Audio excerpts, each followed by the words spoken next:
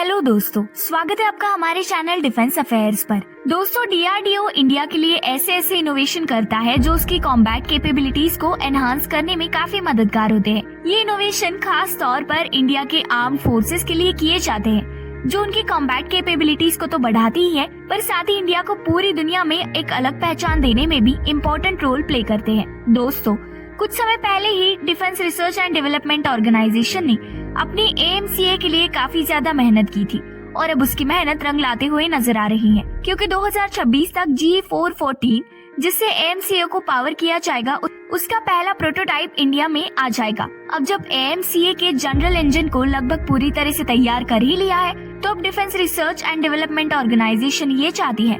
कि अब इस इंजन को पूरी तरह से बनाने के लिए अप्रूवल मिल जाए, और ऐसा करने के लिए रिसेंटली ही डीआरडीओ प्राइम मिनिस्टर द्वारा हेड की जा रही कैबिनेट कमेटी ऑन सिक्योरिटी से ये अप्रोच करने गई थी कि वो 5th जनरेशन फाइटर के डिजाइन को अप्रूव कर दे, जिससे पहले एरोनॉटिकल डेवलपमेंट अथॉरिटी ने फ्रीज कर दिया था। देखा जाए तो हाल ही में पीएम मोदी ने कई ऑर्गेनाइजेशंस को ये कहा था कि वो अपने कोर कॉम्पिटेंस पर ध्यान दे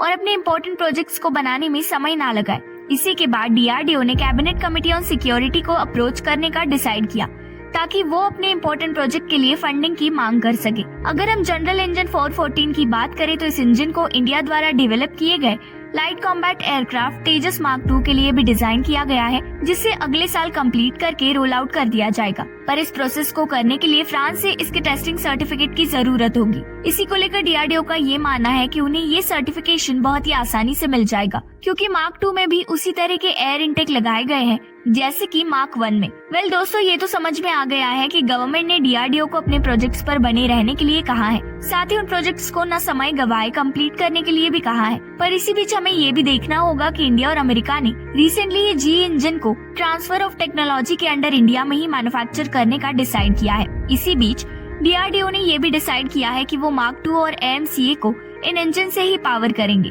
वही अपने इन इंजन से डीआरडीओ ये मान रहा है कि तेजस मार्क 1 ने 3000 किलोमीटर की रेंज को पूरा किया है और इस छोटे से फाइटर जेट ने अपना इंटरनेशनल डेब्यू अबू धाबी के एयरबेस पर फरवरी में ही कर लिया था। पर कुछ बायलैटरल एक्सरसाइजेस जो यूके और ऑस्ट्रेलिया में कंडक्ट की गई, उनमें तेजस मार्क 1 का कोई नामो निशान नहीं दिखाई दिया। इसी सवाल का जवाब देते हुए डीआरडीओ ने ये बताया है कि ये एयरक्राफ्ट लंबी लंबी उड़ानें भरने के लिए भी केपेबल है, पर इस एयरक्राफ्ट को इंटरनेशनल एक्सरसाइजेस के लिए भेजना ये डिसीजन इंडियन एयरफोर्स का है, ना कि डीआरडीओ का। अगर हम देखें तो एयरक्राफ्ट पावर करने के लिए सबसे ज्यादा इम्पोर्टेंट होता है उसका इंजन, और जिस तरह से इंडिया सेल्फ रिलायंट बनने की होड़ में है, अब वो इन इंजन्स को भी इंडिजिनसली मैन्युफैक्चर करना चाहता है, और ऐसा करने के लिए इंडिया ने अमेरिका और फ्रांस से अपनी टेक्नोलॉजी को इंडिया में ट्रांसफर करने की बात की है। ये सौदा न केवल इंडिया के लिए बल्कि खुद अमेरिका और फ्रांस के लिए बहुत इम्पोर्टेंट है, क्योंकि इंडिया अमेरिका के कई हेलीकॉप्टर्स को भी यूज करता है और फ्रांस के इम्पोर्टेंट एयरक्राफ्ट राफेल को भी,